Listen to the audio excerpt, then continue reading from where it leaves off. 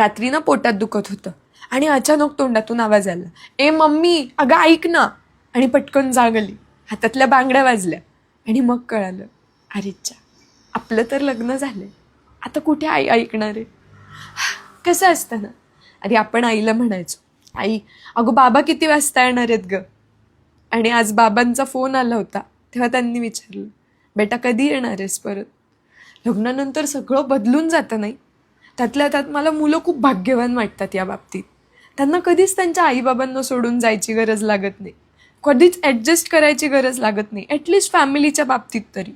म्हणजे जेव्हा एखाद्या मुलीचं लग्न होतं तेव्हा मुलाला फक्त एका मुलीची जबाबदारी वाढते, पण त्या मुलीला सगळ्यांचे नखरे झेलायचे असतात, सगळ्यांच्या आवडीनिवडी सहन करायच्या असतात. आणि हे सगळं ना फार डिफिकल्ट असतं. म्हणजे क्षणाक्षणाला आपल्याला आपल्या आईची आठवण येते, की आई म्हणायची असं नाही तसं कर, असं नाही तसं कर. आणि कुठेतरी एखादी गोष्ट चुकली किंवा कोणी आपल्यावरती रागवलं ना, तर पटकन आईची आठवण येते. काय माहिती आहे का, कारण आई आपल्यावरती कधीच रागवत नाही, कधीच नाही.